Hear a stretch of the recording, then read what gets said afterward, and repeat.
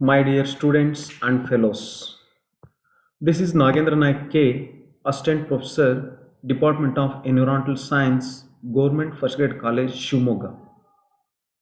Today I am going to deliver a lecture on environmental movement in India as a part of a non-core environmental science subject.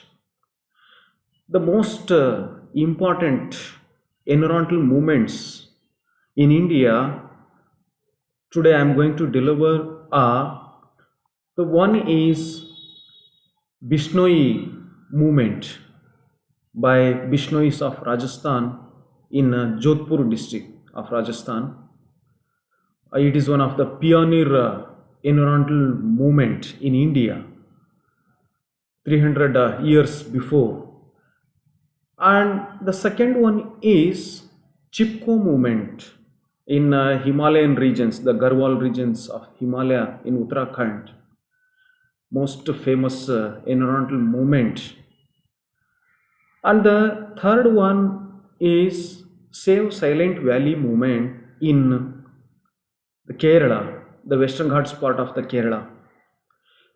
Let us start discuss, understand what are the reasons why for these environmental movements or the protest to took place. So first, let us start with the Bishnois movement in Bishnois by led by Bishnois of Rajasthan, and this is the area of Rajasthan where the Bishnoi population resides, and the darker part of these green patches are the population distribution of Bishnoi in India, that is Rajasthan, and then some in parts of Madhya Pradesh. And this is a typical image which depicts a Bishnoi, typical Bishnoi man standing near a Kejri trees. And this is a common scenery in parts of Rajasthan, that is Jodhpur, Jaipur parts. So we can see hundreds of trees, such trees in a hectare of agricultural land. That is the how they have taken care of these trees. Even though the area is arid and the semi-arid, we see a lot of such trees. That is how these Bishnoi people live in cooperation with the ecology. What is let us understand what this Bishnoi movement. Before that, let us know who these Bishnois are. Bishnoi is a sect of a Hindu founded by Guru Jambaveshwar and called Jambaji between 1451 to 1536. The Guru Jambaveshwar announced a set of 29 tents and 29 commands, that is the principles. Basically, all these 29 principles tells about the harmony living with the environment, the most of which promote the environmental stewardship, that is the supervising or taking care of the plants, trees and animals by these Bishnoi community, the cleanliness of the Bishnois and the environment. And most important of these principle is strictly forbidding the harming of trees and animals. No Bishnoi person harms any tree or the animal. So if any animal is in threat of this hunting or something, even though today also that animal directly comes to the Bishnoi village seeking the protection. That is how these Bishnoi people live with the animals. They take care of animals and follow their guru's principle. In 1730, Raja Abhay Singh of Jodhpur, he wanted to build a new palace. For that new palace, he wanted timber and he sent his people for the to the Kejrali village, and 20 kilometer, around 20 kilometer from the Jodhpur, where there was a Kejrali forest was there, and these people, his men, started cutting the Kejri trees, that is Prosopis cineraria of Fabaceae family, and there was a protest against these king's men in order to not to cut the trees, but these people are abide by his master, that is king, order, and they did not stop cutting the trees. But these people gathered and protested. Even though they did not stop, these people started the holding or embracing the trees of this Kejri trees. One woman from Kejrali village, namely Amrita Devi, she started hugging or embracing Kejri trees. But these people were very brutal, and they cut her head, Amrita Devi's head, along with the Kejri trees. This is a massacre. This brutal massacre started, this murder started with the Amrita Devi, and these people felt that they are so much devoted to the devoted, and they are towards the trees, cutting against cutting towards the trees and nature, that they says a chopped head is cheaper than a felled trees.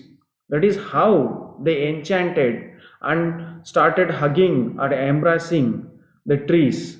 The movement, that is a chipko movement. The word chipko in Hindi means to hug or embrace or to cling. That is how this name came, and they started embracing. But these people brutally started killing or cutting their heads along with the Kejri trees. Almost 363 Bishnois were killed, brutally massacred, murdered, and the innocent environmentalists who were in the safeguard of these trees and environment are murdered. And this is the one of the most brutal incidents of environmentalism or environmental movement in the history of environmental movements, and that was happened around 300 years before in India. When the message went to the king of Jodhpur, Raja Abhay Singh, he himself came to that spot, Kejrali village, and he was very much upset with this incident, and he was very sorry for this incident, and he ordered his men to stop cutting the trees. And with all respect, all the 363 Bishnois were buried in that place, Kejrali, and Kejri trees were planted in order to, as a token of respect. And that is how this Bishnoi movement we see in the history. And the Bishnoi sacrifice became the inspiration for a much larger Chipko movement. Later on, what Chipko movement we see in India, that is still growing today, in which villagers physically embrace trees to save them from logging. Every year in September, Bishnoi assemble to commemorate the sacrifice made by their people to preserve their faith and religion.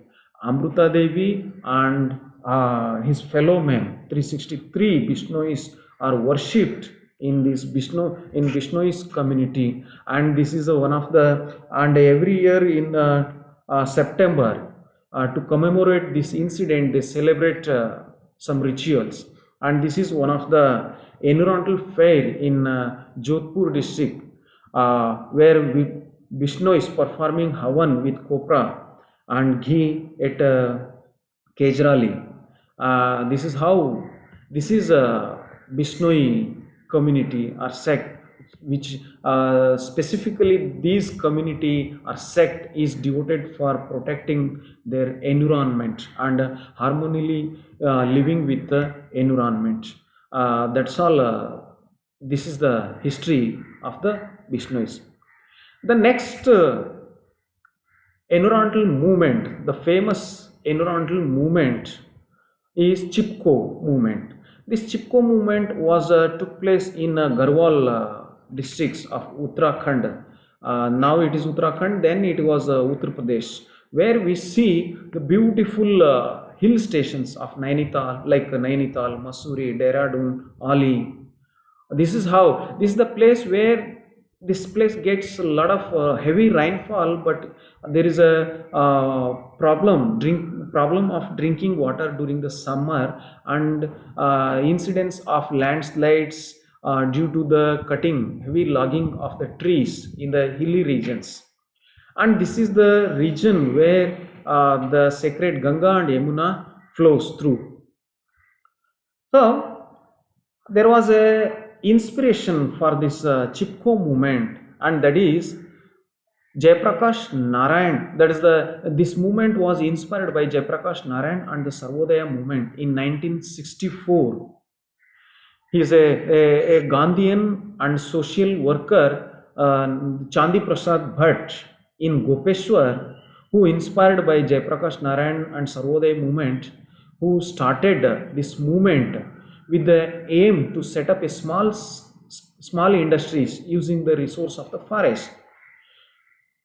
In the same place, the government and loggers are allowed to cut the trees, but the employment was not given to the local people. And Chandi Prasad Bhatt thinks that why not to start a small scale industries for making agricultural tools by using these natural local resources, but they are denied these local resources, and that is the reason why this Chipko movement started in Mandal.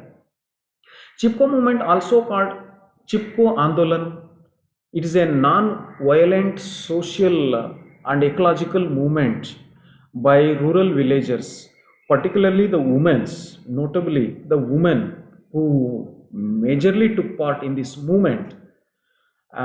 In India, in the 1970s, aimed at protecting trees and forests slaughtered for government backed loggings. The Hindi meaning of the word Chipko is to hug or to cling, that is, the embracing the trees when these loggers came to cut the trees. The movement originated in the Himalayan region of Uttar Pradesh, later on now it is Uttarakhand state, in 1973, and quickly spread through the Indian Himalayas. The first Chipko protest occurred near the village of Mandal in the upper Alaknanda Valley in April 1973. The villagers, having been denied access, as I earlier said, they were denied the access of cutting trees for their small scale industries to make the agricultural tools. Even though they were, and the people were outraged when the government allotted a much larger plot to a sporting goods manufacturers. The sporting good manufacturer allotted, but these local people were denied of this natural resource. With the success, so in 1973 there was a biggest protest, and they succeeded in that protest, and they stopped cutting of the trees by the sporting goods manufacturer in Mandal region. With the success in Mandal, the Dasoli Gram Swarajya Mandal, it is a group they made for themselves, a self-help group, workers, and Sundarlal Bahuguna. After successful protest by these people, Sundarlal Bahuguna, a local environmentalist who joined this Chipko, this movement, began to share Chipko's tactics with people in other villages throughout the region. The Sundarlal Bahuguna joined, and he started to use the same tactics to spread this movement in other villages of the state and nearby districts. One of the next major protests occurred in 1974 near the village of Reni, where more than 2000 trees were scheduled to be felled. But in this protest also they safeguard cutting, they stopped cutting of the 2000 trees, and the people embraced and they are successful in that protest. The in this specific protest, these the men around the people from 150 villages participated. But the government, what they did, police and government, they just summoned men to leave the villages to the nearby cities. Only women left in the villages, and one woman, the strong woman, the Gaura Devi, who led this protest, and women from all these 150 villages, they made success of this 1974 Reni protest in order to against cutting of 2000 trees. Bahuguna famously fasted. There are the Gandhian thoughts also worked in this Chipko movement.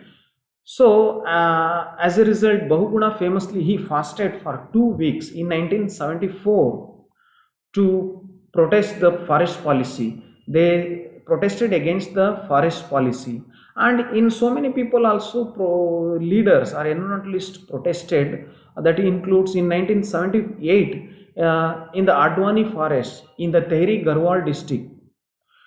A Chipko activist Dhoom Singh Negi fasted to protest the auctioning of the forest, while local women tied sacred thread around the trees and read the Bhagavad Gita. These women used to tie the sacred thread like a Rakhi, what we tie in order to ensure the protection, and they embraced it and hugged the trees. That's how they did their protest.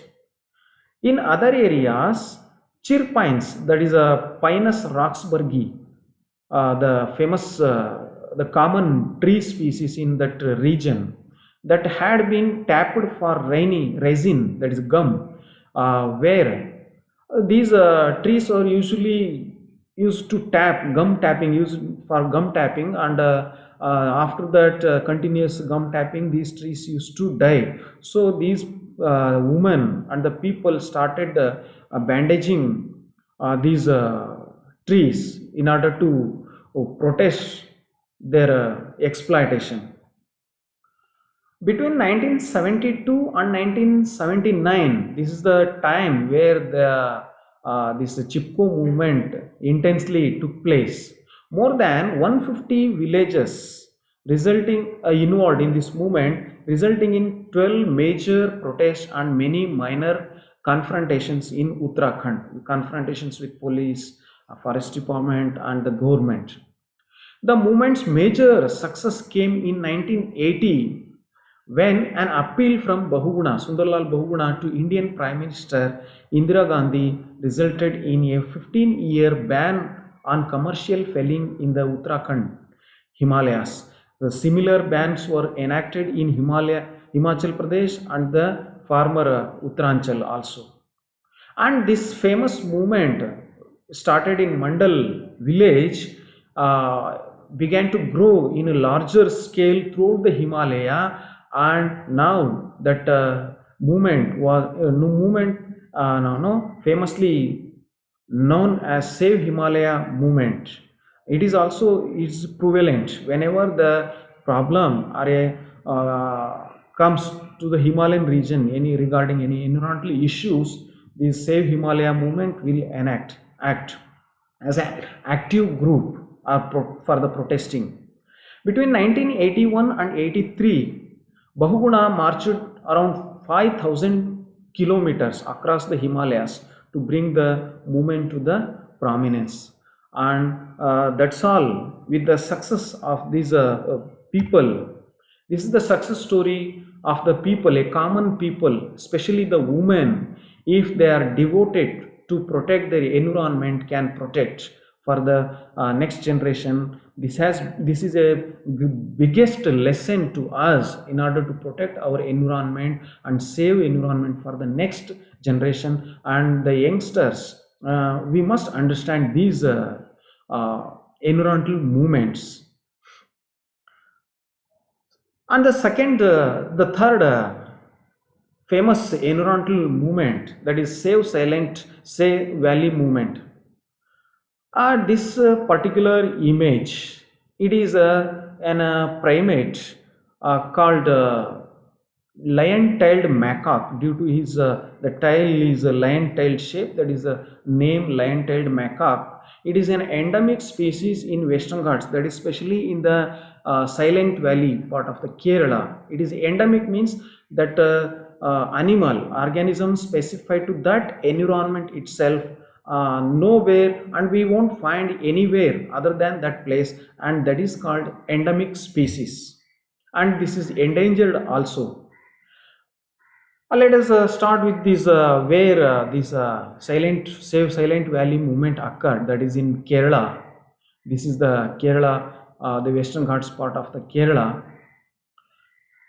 So the nearest city of this Silent Valley is Manarkad in Kerala, and it coordinates between 11 degree 08 minutes north to 76 degree 28 minutes east, and the area is about 89.52 square kilometers, and it has a buffer zone also. That is a What is a buffer zone? Buffer zone is an area where in the biosphere reserve, the core zone will not be allowed to any human activity or forestry non-forestry activity, but buffer zone is the outer area of the core zone where the with the highest permission the human activity is allowed.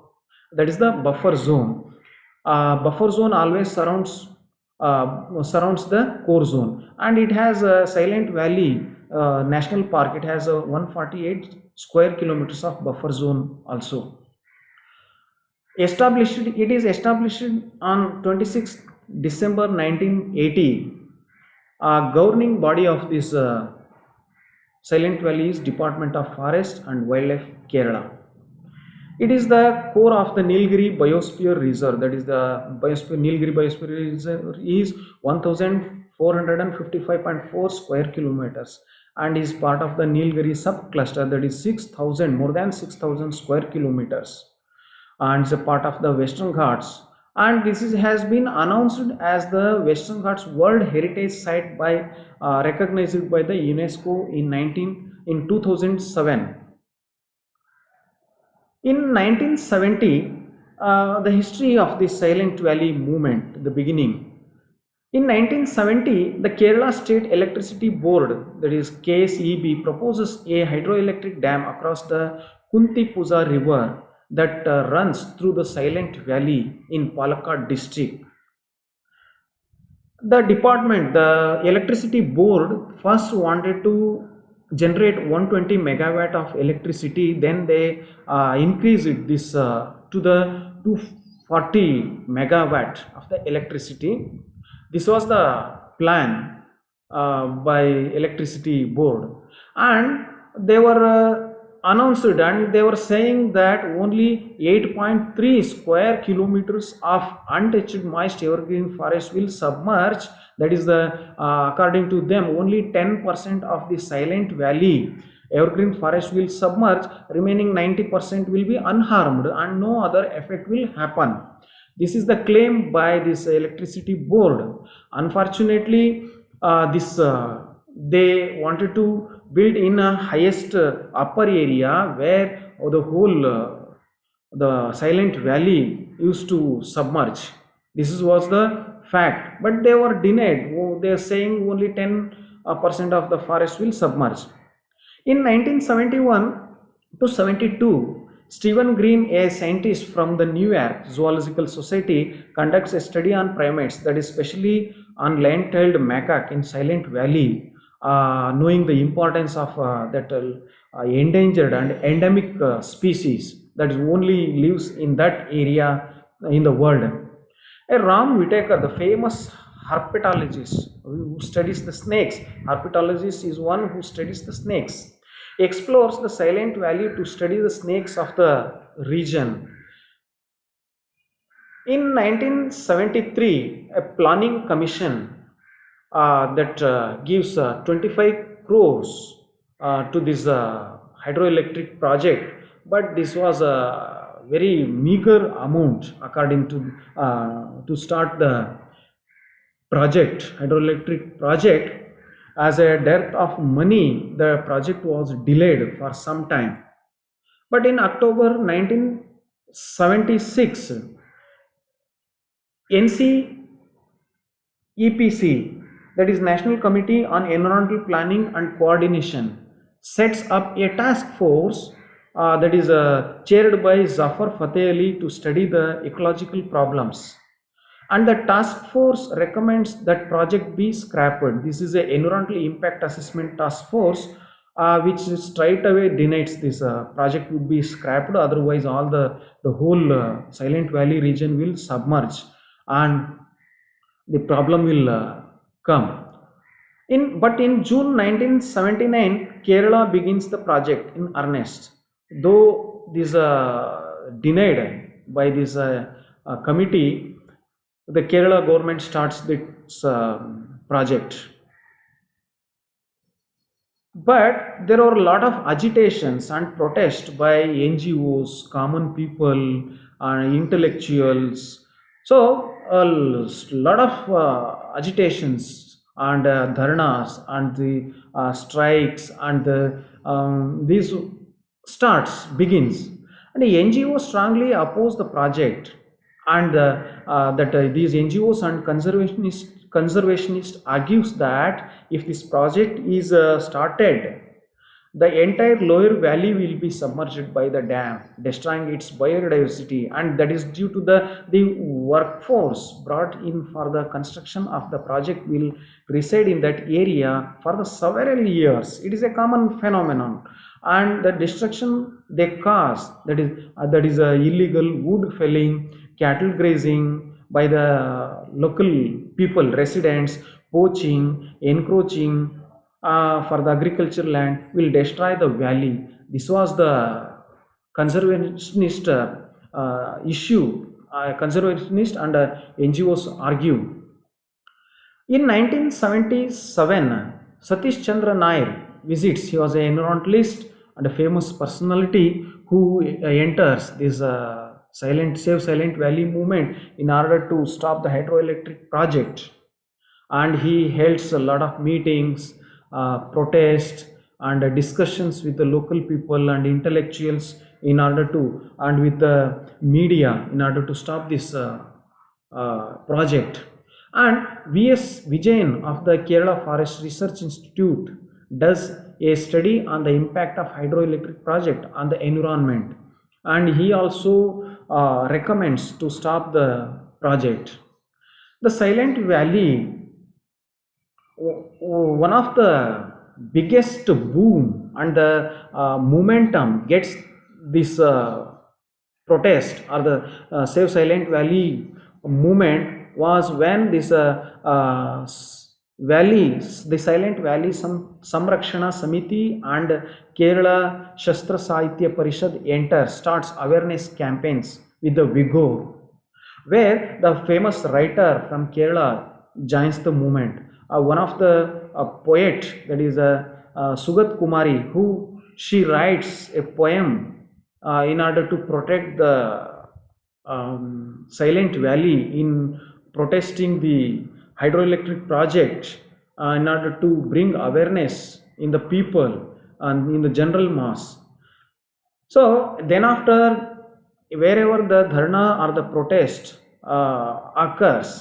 begins, the Sugat Kumari's poems used to recite in order to bring awareness. In order to all these efforts made by these people, in the beginning, one thing I would like to say that regarding this particular protest or the movement, in the beginning, the medias were in favor of that hydroelectric project, including Hindu and the Malayala, famous Malayala Manorama. But when all these the common people, intellectual, and these people enters and protest this hydroelectric project, later slowly these media also starts writing in favor of Silent Valley, protecting the Silent Valley. As a result, the issue goes to the General Assembly of IUCN, and IUCN urges the government, the India government, to conserve the undisturbed forest area, and this is a big success in the this Silent Valley movement. In January 19, though, in January 1980, the High Court rejects the writ plea by the this Kerala Sastra Sahitya Parishad and the local NGO, which went for a PIL in order to stop this project, but High Court in 1980 rejects the writ plea and work on the project begins again in the earnest. The famous environmentalists and personalities like Salim Ali, Madhav Gadgil, C.V. Radhakrishnan, M.S. Swaminathan, who is called the father of Green Revolution, Indian Green Revolution, Subramanian Swamy, Sitaram Kesri, Pilu Modi, and Krishna Kant are involved in this movement and starts writing in the newspapers and media. And Salim Ali writes that the project is short-sighted and has limited objectives. As a to the Indira Gandhi, then Prime Minister, as a result, the institutions like Bombay Natural History Society and Geological Survey of India asks that the area be declared a natural biosphere. That is also a success in this movement. In January 1981, owing to unrelenting public pressure, Indira Gandhi, then Prime Minister, declares that the Silent Valley will be protected. We have to remember Indira Gandhi, our Prime Minister, our then Prime Minister. She has done a lot to the environment in order to protect the environmental, enacting the environmental laws and the Silent Valley project, all these. In June 1983, the center re-examines the issues through a commission chaired by Professor M.G.K. Menon. And in November 1983, the Silent Valley hydroelectric project is called off. And on 15 November 1984, a national park was declared. And in 1985, after Indira Gandhi, the then Prime Minister Rajiv Gandhi formally inaugurates the Silent Valley National Park. And in 1986, Silent Valley National Park, designated as core area, that is the middle area of Nilgiri Biosphere Reserve.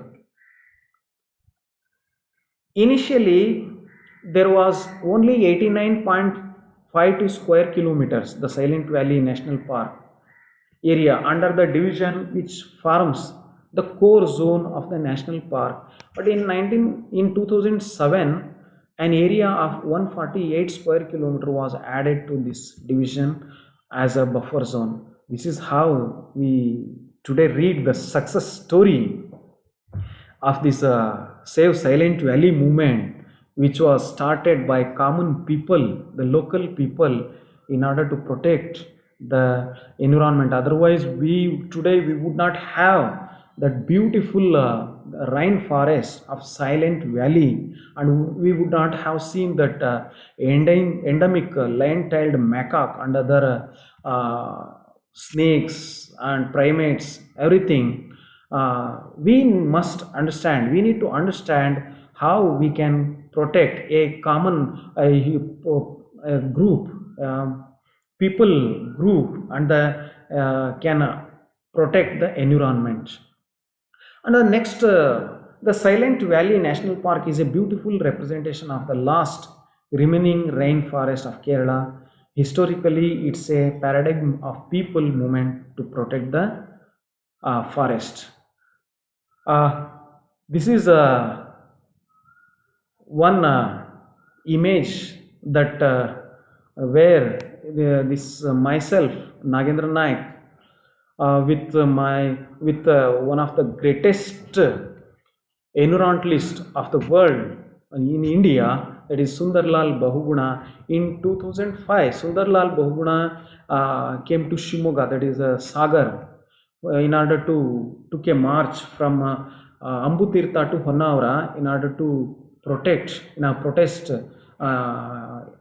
on the occasion of event of Save Sharavati River, Sharavati Ulisi Andolana, famously called. When I took part in this march for one day and this is the photograph, I feel very privileged and lucky enough to be having photo with Sundarlal Boguna. That is how, and these are my students. And thank you. With this, I conclude this video lecture, Environmental Movements. Thank you, one and all.